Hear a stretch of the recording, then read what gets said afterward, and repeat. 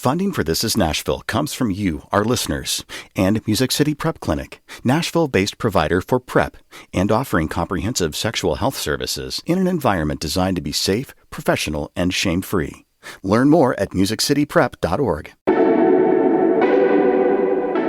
I'm Char Daston, and this is Nashville. Today's show is all about rites of passage, rituals across cultures that mark the end of one phase of life and the beginning of another. Later this hour, we'll hear about a way to mark the beginning of old age. And we'll hear from a Thai American from Murfreesboro who was surprised by just how much he learned about himself and his family from a week as a Buddhist monk. Let's start the hour with a ceremony to mark the beginning of adulthood. Many cultures have one. In Judaism, it's known as a bar or bat mitzvah, depending on whether you're a boy or a girl. The ceremony signifies a Jewish child becoming responsible for their own actions, and in some cases for leading religious services and other activities. Our guest is Zoe Sparks, who just graduated from Meigs Middle School and recently had her own bat mitzvah. Zoe, welcome to This Is Nashville. Hi. So, Zoe, I just described a little bit about what a bat mitzvah is, but can you tell me a little bit more about what actually it signifies? So it's literally like translated to receiving the mitzvah, and it kind of means it's like you said, signaling your transition into Jewish adulthood, which means you take on more responsibilities. And it also means that for the actual ceremony, I had to have a whole year in advance where I studied my portion that I had to read aloud in the Torah and my Haftorah, and I had to create a speech and plan a whole party. So there's a lot of components to it. I know that customs can vary depending on the sect that you're in or even the congregation, but for you, tell me a little bit more about each component of your bat mitzvah. So for us specifically, there was a Thursday morning service, a Friday night service, and a Saturday morning service. And for those, I had to lead most of the prayers, and I had to go up on a stage or like a bima, and I was up there for a long time just having to kind of get over my fears and speak in front of a bunch of people. And I think the most challenging was probably the Saturday morning service because I had to memorize my portion from the Torah in Hebrew, and I had to know how to say it and the melodies to say it in. And then there was also a Haftorah, which was similar. It was just in a separate part. And then there was creating my speech, which I did with my rabbi, and it was a whole process of studying the English translation of my portion and seeing how I could apply it to my Jewish daily life. So that's a big responsibility, taking a portion of a religious text and reading it in translation and then figuring out what the meaning of it is. What meaning were you able to find? For mine, it was right before the Jews were entering the Holy Land, and there were a whole bunch of rules on what we can and can't do. And it was a really important moment for our culture because we were about to enter this new phase in our life, just like I was. So I felt like I could apply it to my life like that because it was this big change people were going through that I felt like I was going through a big change like that. Yeah, that's really interesting. I know that we are in, a region that doesn't have a huge Jewish community. So I imagine that a lot of the friends that you invited to your bat mitzvah were not Jewish themselves. What were their reactions? They were so respectful during the service. They showed up early and they were really supportive of me. I think it was all kind of weird and new for them to be in this new space with everybody speaking a different language, and they didn't really know all the prayers, but from what I was seeing where I was standing on the stage, they were being super supportive and respectful. And even after I told my speech, they were going up to me and telling me that they loved it and they were moved by it. And I was really surprised of how well I was being supported by them. Yeah. And it helped that there was a party too, right? For sure, yeah. And remind me, what was the theme of your party? It was sparkles and disco balls. That's beautiful. Mm-hmm. That's so much fun.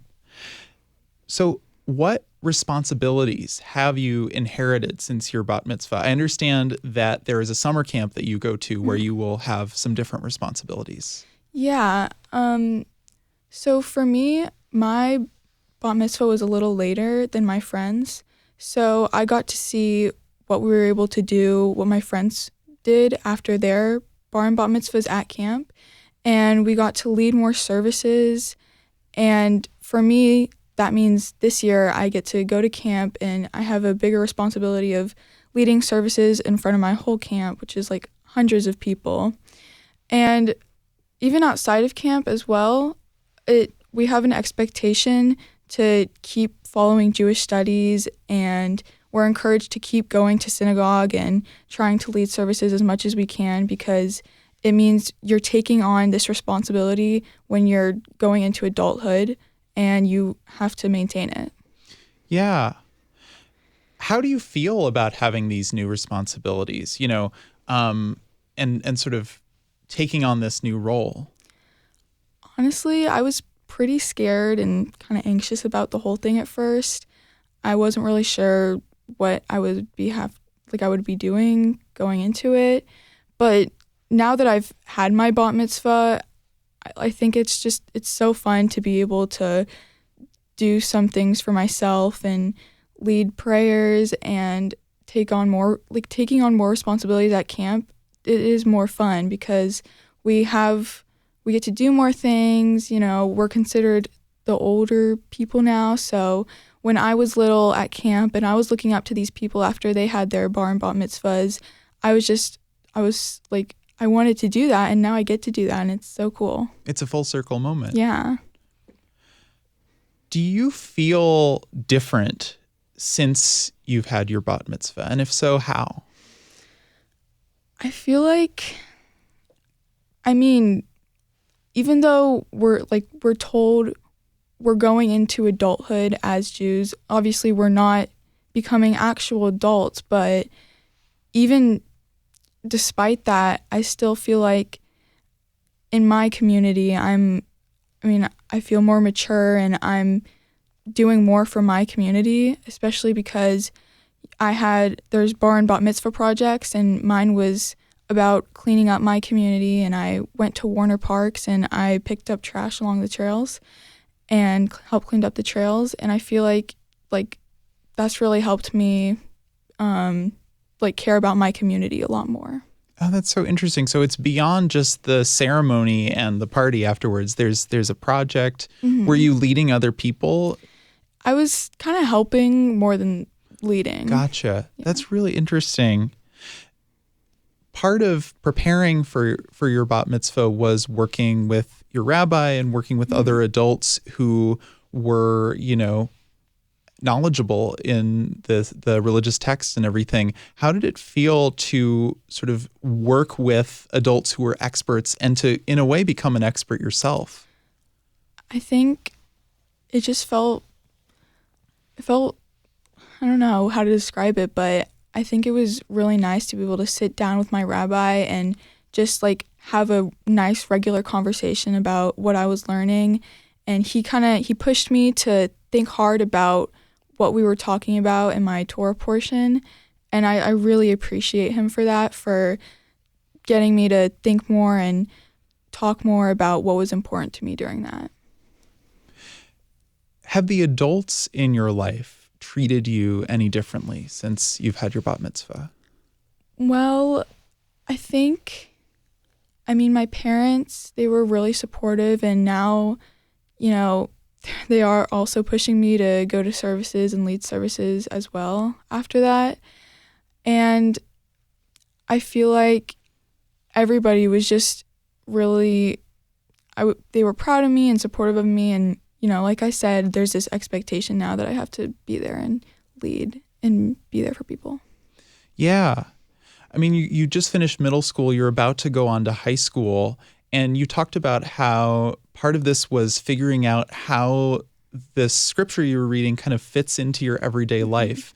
Are there things about what you learned that you think you might take into your life in high school? Yeah, I think part of it is like, when I was learning about my portion, I was learning some about just like treating others with respect and kind of like the golden rule, like treat others as you want to be treated. And I feel like I can really take that to high school because everybody's going to be new there and it's probably going to be scary for everyone. So I think I can use that and just be kind to everyone as I would want them to be kind to me. Yeah, it's one of those things you hear about when you're really little, but you've kind of internalized it in a way. Yeah. Finally, I wanted to ask, at camp this summer, there are going to be little kids who are going to be watching you as their, older mentor. What would you tell them about what their bar mitzvahs or bat mitzvahs are going to be like? Well, I have a cousin that's coming to camp too. She's about 10 years old, so she's starting to get ready to take on like what her bat mitzvah will be about. So I think honestly what I would tell them is just, keep working hard and studying. That's what helped me the most. And honestly, just do your best. Yeah. A little practice every day makes perfect. Zoe Sparks is a middle school graduate and will start high school at Hume Fogg in the fall. And she has recently undergone her bat mitzvah. Zoe, thank you so much for sharing your story with us. We're going to take a short break. When we come back, we'll speak with a woman who celebrated getting old with something called a croning. Stay with us. This is Nashville.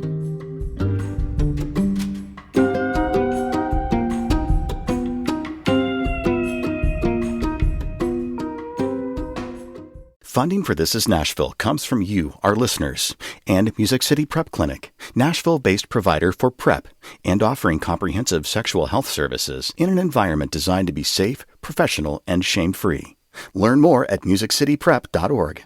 Funding for This Is Nashville comes from Burr and Foreman Law Firm, serving clients with transactional, litigation, and regulatory needs. Discovering how each client defines a win and working with them every step of the way to achieve it. Burr.com. I'm Char Daston, and this is Nashville.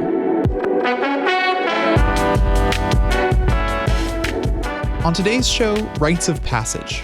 There are lots of them for the beginning of adulthood, getting your driver's license, having your first kiss, and of course, religious ceremonies like the bat mitzvah, as we just heard about. But it's not as common to celebrate the beginning of old age. In fact, that kind of coming of age is often stigmatized. So we wanted to hear from someone who celebrated getting old with a ceremony called a croning. It honors the wisdom and insight a woman has gained through the tribulations of parenthood, career navigation, and becoming older.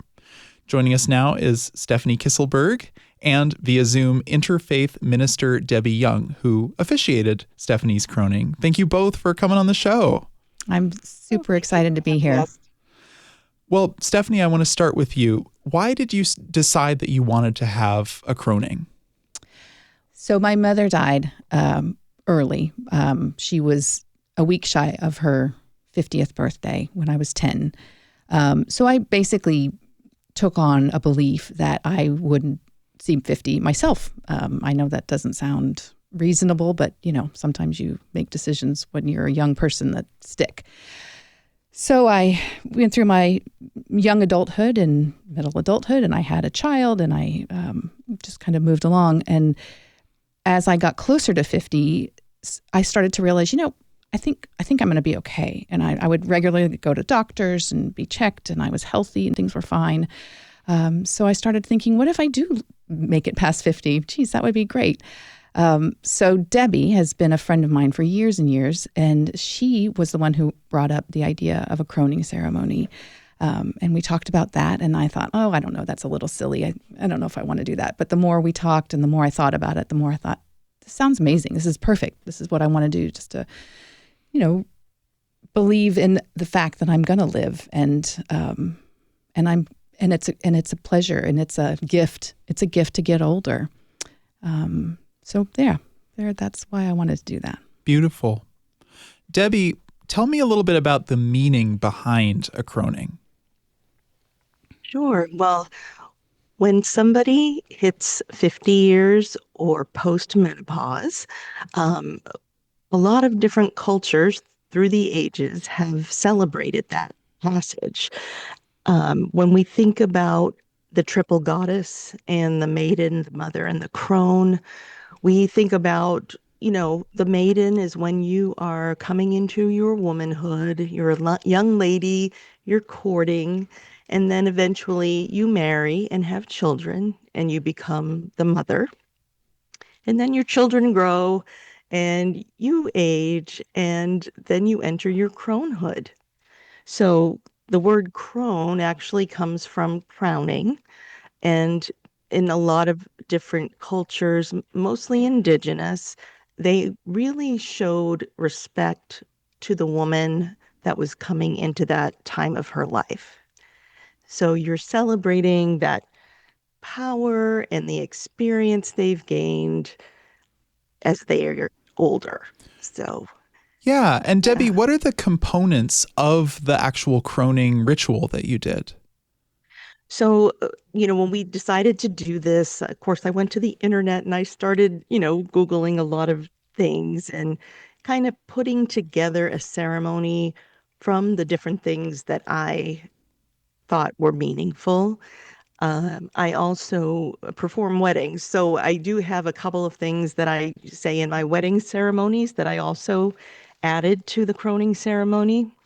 But we start with an opening and a welcoming, and we go through what is your croning time. And so in the ceremony, I explain what that is, what she's accomplished.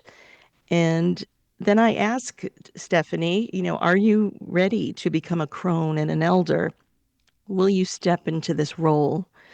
And of course, she said yes. And then I asked, do you wish to share your wise womanhood with your community? And she said yes. And then we had her son put a wreath of flowers on her head, and her daughter, we had her put a shawl around her shoulders, which is both of those things are common things to implement in a croning ceremony. And then we did a blessing and a prayer, and I believe someone did a song. And then we did another blessing and the closing to the ceremony. Oh, wonderful. So, yeah, it was very lovely. Stefanie, paint a picture for me. Where did you have your croning? Was it outdoors? Like, what did the whole scene look like? Yep, it was outside in my backyard. I live in East Nashville, and we just had a fire pit and in the middle of the yard, and I had friends. We had a catering business for years and years, so my husband made food, and a bunch of friends came, people that I love from different parts of my life, so they weren't all necessarily acquainted with one another. And yeah, it was lovely. Yeah, it's almost like a wedding, having people from different parts of your life. It was a celebration. Yep. Sure. Debi, can you read just a little bit of the speech that you gave during the croning? Sure. So we started with Stefanie. Tonight is the eve of your 50th birthday, your croning time. It is a time to celebrate all that you have accomplished. We celebrate your joyful spirit, your friendship, the beautiful family you've made, a life well lived. But most of all, the love you have shared with each of us here tonight. You have a lifetime of achievements behind you and decades more to look forward to. This third cycle of life is one in which you become an elder, and you've joined a special group. The paths you have walked have presented you with many options. Your life has been rich with experience and filled with both sorrow and joy. Your teachers have gone on, and now you must assume their role. There are many who look to you now, eyes filled with wonder, hearts open, ready to learn. You possess more than just the answers. You have learned the questions. You And are then we the, went into asking her the questions yeah, and and doing the prayer and the blessing. And yeah, you are the teacher now. Stefanie, as Debi was reading this during the ceremony, how did you feel? Well, I have goosebumps all over my body and I'm tearing up a bit. Yes, in preparation for this event, she found that script and she had sent it to me years ago. I'm now 58, so this has been a few years since this happened. And I hadn't seen that since then. And I got a little emotional and weepy. It was a pretty significant event. And just reminding myself that, oh yeah, that is right. I do have some answers. I am this person. So it kind of helped to remind me to step into more of that wise, trusting part of myself. Yeah, I'm interested to hear, have people who were there or just people in general treated you differently since your croning? Maybe in the days after, but not for long. Yeah. And what's interesting too is I had several friends there who were older than me, so who'd been, late 50s, I think, at that point. And they were sort of like, oh, aren't you sweet? So you could be a teacher to some people, but they Right. reminded you That's that right. you still had some things to learn. That's right. Debi, is croning a religious ritual? Do you have to be of a certain faith to have one? no, and I look at it as more of a spiritual rite of passage than a religious rite of passage. Again, this has been done for eons in a lot of earth-based spiritual traditions. So no, you don't need to be a particular religion. And you could even be an atheist and celebrate someone's cronehood.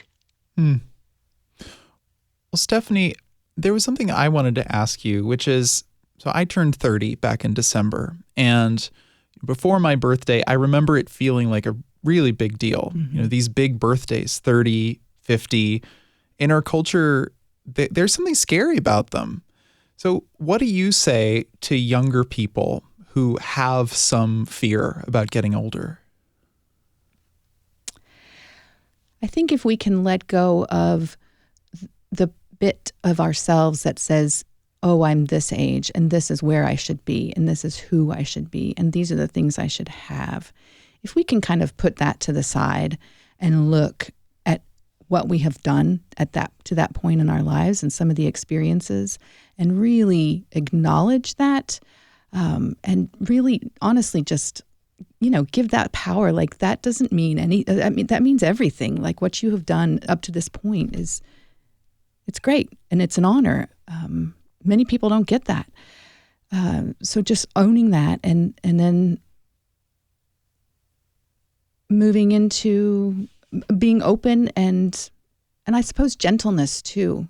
I think it's important to be gentle with ourselves as we get older and our expectations of ourselves. And again, just to kind of recognize the things that we have accomplished and really raise those up and celebrate them. Yeah. Stefanie, at the beginning of our conversation, you talked a little bit about how, since your mom died when she was 50, Mm-hmm. you kind of didn't think about what life past 50 might be like. Yeah. So how's it been and what's next for you? Ooh, another good question. I talk to her a lot in my mind, and particularly when I'm going through some difficulty. I think what she says back to me is, you're doing great. I'm proud of you. Keep going. And I say that to myself. And I say that to my kids and people that I love. Yeah, that makes sense to me. Yeah. You still talk to your mom. Yeah. Any advice that you would give to someone who might want to have their own croning? Well, they can get in touch with my friend Debi. Yes. Or I'm sure there's others here locally that provide that service or can do that. Honestly, I think a friend that you trust, a friend that's got a good connection to heart, and some kind of spirit or spirituality is helpful. Gather friends, have food that you love, have flowers or things that you like around you, and just really lean into it, be open to all the feelings that you have in that moment. Yeah. The word crone is such a stigmatized word. It's kind of loaded. And I'm wondering, since you've had the croning, are there things that you really feel proud of when it comes to being a crone, as you say? Yeah. Interesting. I don't know about proud of. Or maybe things to look forward to.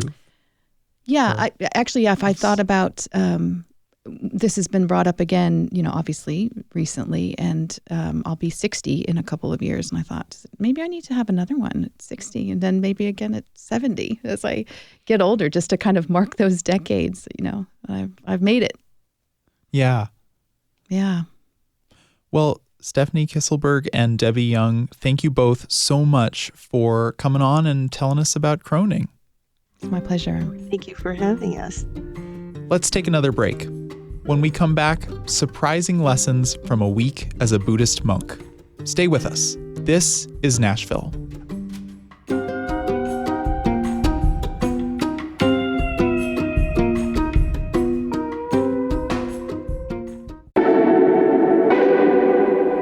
Welcome back to This is Nashville. I'm Char Daston.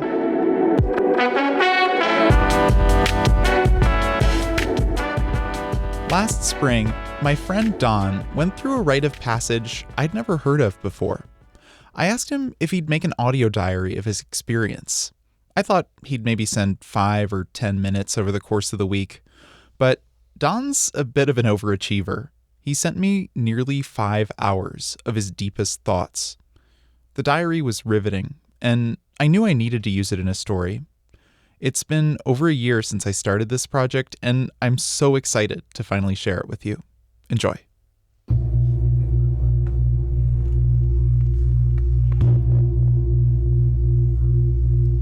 A gong rings out in the main hall of a Buddhist temple called Wat Lao Buddharam.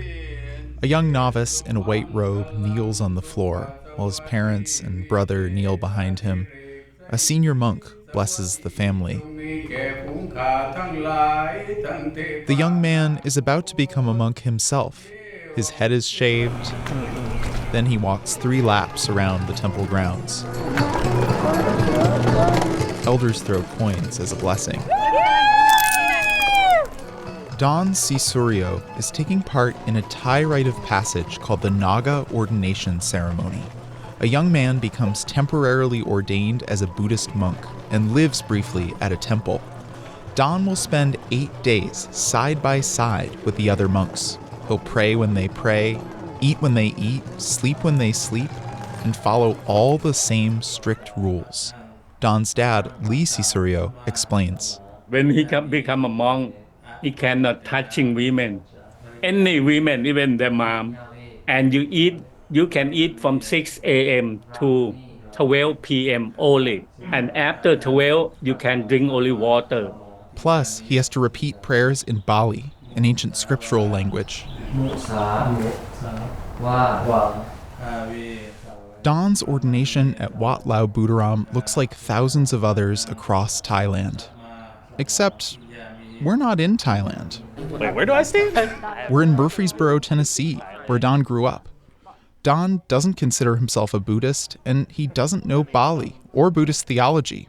He works at the local university as a student engagement coordinator. I knew absolutely nothing at all going into the entire process. So when we got into the ordination hall and I had to repeat the monk that was administering the ordination, I had absolutely no idea what I was saying or what I was responding to. I just repeated what they told me to say. So why is Don here, praying, eating, and sleeping at the temple? For Don, the decision feels simple. The ritual honors his parents. If he become a monk, that means that mom and dad will will go to heaven when they pass away. That's what it is. But he's also searching for something, a better understanding of his own heritage, stuff he missed out on growing up around Americans. I don't want to call it racism, but I grew up with kind of the indifference and kind of the ignorance. And this is my way of deepening my connection to my Thai culture. Usually these brief monkhoods last several weeks, even months, but he only had so many vacation days. So he settled for an 8-day stretch during the university's spring break. Then he told his mom and Srisuryo about his plan. I said, really, Don? Are you sure you want to do this? It's not easy, okay? It turns out those 8 days would push Don immensely, but also offer him his own kind of enlightenment about his relationship with his family and organized religion. It's day 1 of Don's 8-day journey.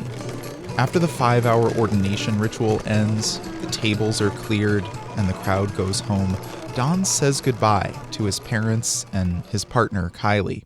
He settles into his new room, wearing his new orange robe. Then, Don records his first of many audio diaries. It's a strange thing. I can fail this, and that has a lot of consequences for myself and for my family, and that's a lot of weight to carry. And the first barrier to that is the rules. I have no idea what they are. I can only do so much reading beforehand, but I only have 7 days to be a good monk. Not a lifetime. He was overwhelmed. There were so many new rules to learn. How to wear his robe correctly, Bali prayers to recite by heart. He fell asleep that night worrying about what the other monks thought of him.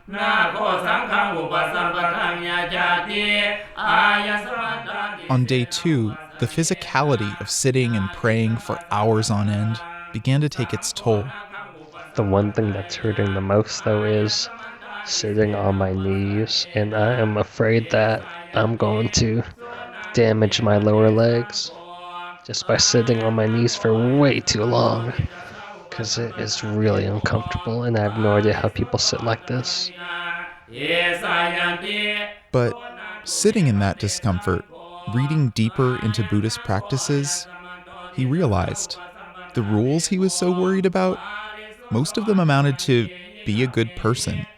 There's nothing that I really could have broken other than speaking out of turn about one of the other monks, lying if I stole something.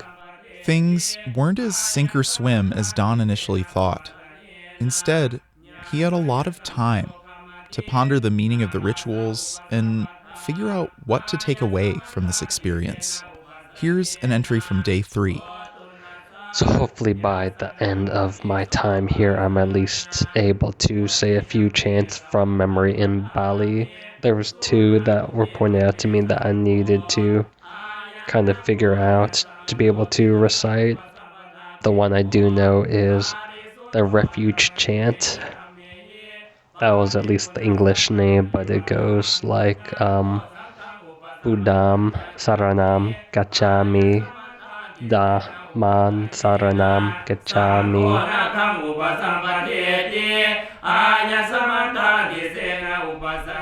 Dukti Yampi Sangham Saranam Gacchami. But that's not the one that I need to know. By day 4, Don had adjusted somewhat to the rhythm of temple life. Oh, and on the bright side, my knees didn't hurt that bad, so maybe I'm having more discipline, or maybe I'm getting used to it, or maybe I lost some blood vessels already. He was able to turn his focus outward a bit. The monks have ear pods. Like, what's up with that? I mean, like I said, I have no idea what's changing, but like phones and ear pods, that's completely different from what my image of a monk is. My bad. They're called AirPods.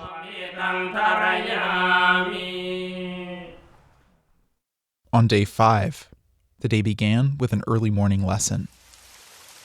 In the morning after our morning prayer, which happens around 4 a.m., Ajahn took me to the temple because it's raining outside, and he taught me walking meditation.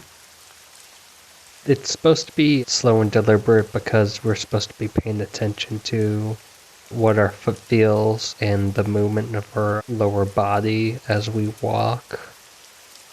Lunchtime was also unfamiliar territory. Community members would bring food every day. The monks depend entirely on what the community gives them. We had a few of the Lao community members give us specific foods from different regions of Laos. And we had a very interesting dish today. So I'm not really an adventurous eater, but if you're a monk, you have to kind of sample everything, or it's disrespectful if you don't. And one of the monks tried to explain it to me. I'm not sure if I understood his translation of it right, but he said ant eggs inside of, I think it was like basil or something. It kind of looks like a paste, like this kind of goopy mess, but then there's like these tiny white sacks in there. I don't know. Like, it was so bizarre. Like, how'd you get insect eggs? Who's your insect egg dealer? No offense to the lady that brought the dish. I'm sure it was great. But maybe I'll save that for later. One of the community members who showed up every day was his mom, Anne. It is really important for me because a lot of people that go to the temple, they cook Laotian food and it's spicy, and Dawn cannot eat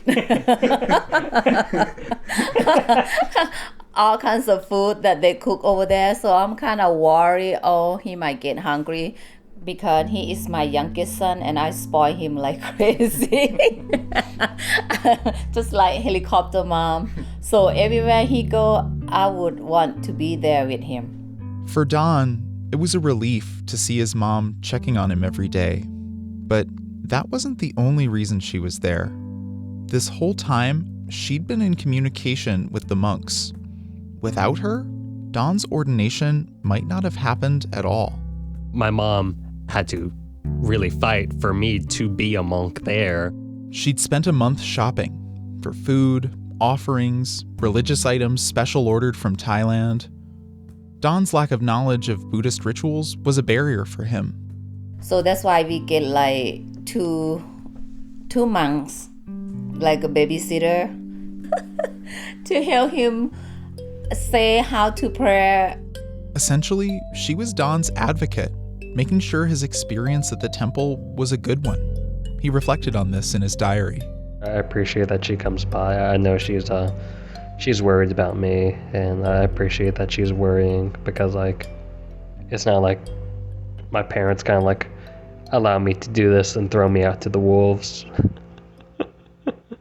But, like, despite certain parts about my upbringing and how my parents treated me, I do appreciate that they're able to support me now, and that any past actions are forgiven. Growing up, Don felt a certain gulf between him and his parents. He'd have questions that are awkward for any family about things like sex and relationships, but the culture barrier made those things feel even more unmentionable. He felt like he had to figure out hard stuff like that on his own. At the same time, he would sometimes have to help his parents with basic day-to-day tasks. This is the thing I think a lot of immigrant families go through is, if someone doesn't speak English or the common language in the country they're in, if the children are native speakers or at least bilingual, they end up being the person that is the language and cultural translator. And, that's a lot of pressure to ask of someone that's like 9 years old talking to an adult about something very serious like taxes or like making an important purchase.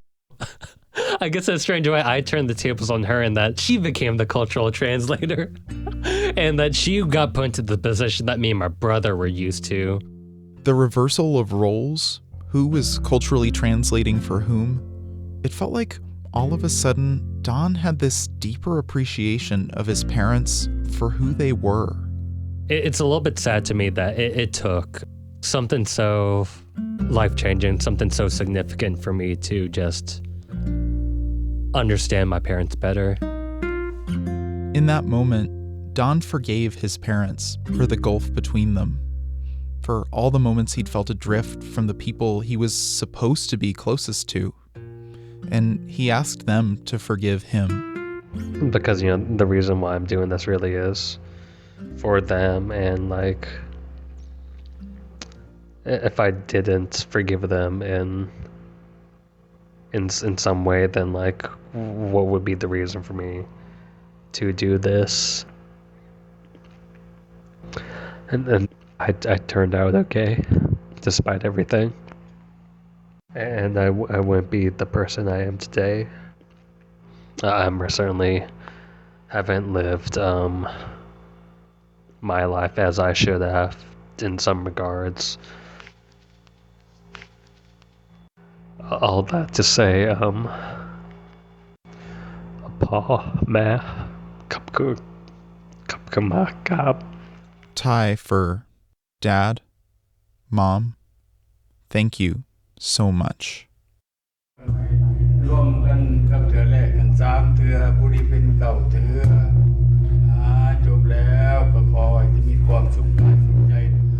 Day 6 at the temple started with an offering. One of the community members brought a sapling, and I believe the reasoning behind it was because I had became a monk, I should leave something at the temple. Like everyone that has a tambun or has done something specifically that's on the higher end of doing good should plant a tree to commemorate it. And then like in X amount of years we would have like a forest. It's yet another Buddhist spiritual lesson Don was learning that week, tied in with the concept of reincarnation. Sometimes there are goals that take more than one lifetime to accomplish.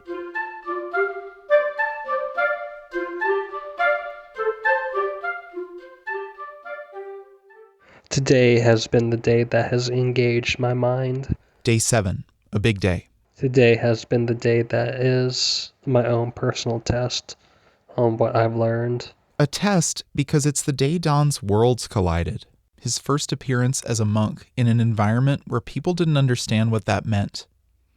That day, his parents invited him and some of the other monks out to lunch at a restaurant in Murfreesboro. The restaurant opened at 11 a.m., so when they got there, the clock was ticking. Remember, the monks absolutely had to finish eating by noon.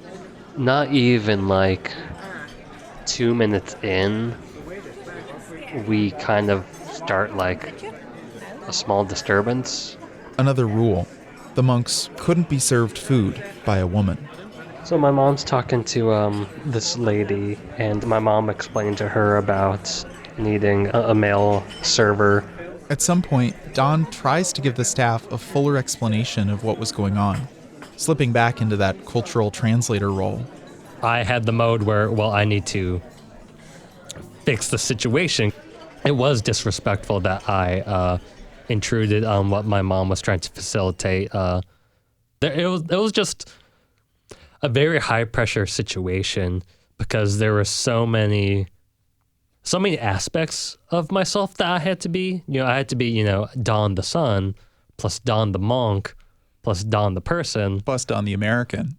Yeah, I had to be so many things at one moment in time. After a few minutes, a man from the kitchen was able to seat the monks, and eventually a male server showed up. But by that time, Don was pretty shaken. I honestly almost lost my appetite. Because, at any point in time, really, we could have just been thrown out.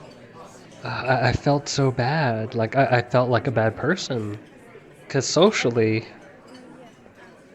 and maybe in the business sense, I know I was in the wrong, but religiously, like, I was in the right because I have no other choice but to go along with that procedure, which is it's kind of exciting, but kind of like eye-opening too, because it's like I've never been on the side of I have religious justification. I'm He took on this challenge of becoming a monk to better understand his heritage and explain it to other people. But as he thought through this moment in the restaurant, Don realized there were some things he learned that he didn't want to defend. and this is where I'm going to go like very deep into what I read about Buddhism. You know, to achieve enlightenment, to achieve nibbana, one of the things we have to do is, like, let go of our senses, let go of our cravings, our perceptions and things, and, to be so focused on strict interactions with women makes no sense, because if we were truly on the path to enlightenment, then sexuality and gender don't matter. So why should it matter when we interact with other people if they're women or not? Really, where's the room for some dignity, some respect? Like, I'm not even supposed to address my mom directly. Buddhism encourages people to come to their beliefs based on experience. And in a way, that's just what Don did. And I'm thankful that I'm not a person that just takes stuff at face value and does as he's told. Because that's not the life I would like to live. That's not a very guided life, a self-guided life. Yeah, everything about my rant today is like reasons and parts on why I'm not a part of organized religion. The doctrines, the traditions, the lack of explanations, the entitlement. It's all too much. That's a bit like reductionist, but like, where's the meaning in everything? Why does it have to be gate-kept?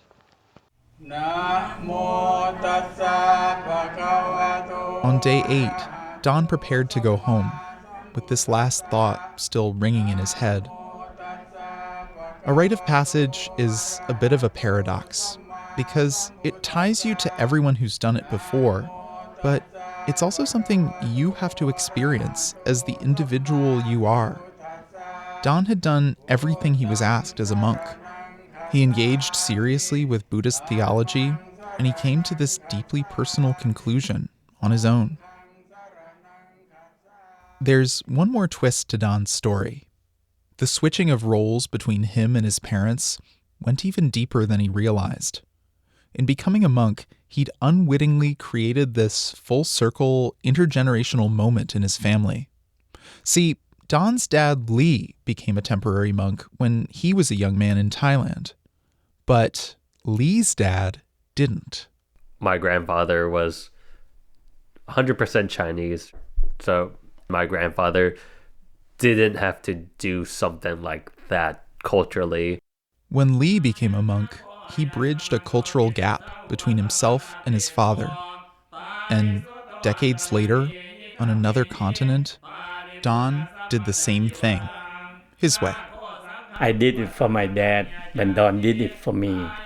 That's why it is so happy. I just like to lift something out of my chest.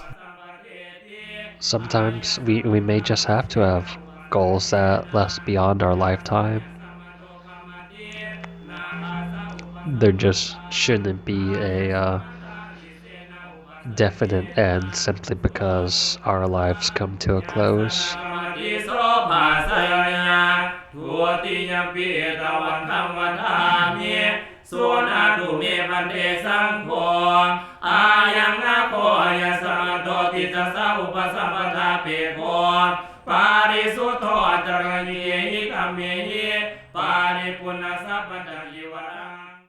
Thanks for tuning in this hour. This is Nashville is a production of Nashville Public Radio. I reported the final story in this hour. It was edited by Maraba Knight. Josh Deepan produced this episode. Our board operator is Liv Lombardi. The masterminds behind our theme music are Larange and Namir Blade. Special thanks to Justin Barney, Tony Gonzalez, and the entire Srisuryo family. Listen back at thisisnashville.org or wherever you get your podcasts. The conversation doesn't end here. You can comment and tell us what you want to hear on the show by leaving us a message at 615-751-2500. You can also find us on Blue Sky, Instagram, and X at This Is Nashville. This is Nashville. I'm Char Daston. Do something fun today, and we'll be back tomorrow.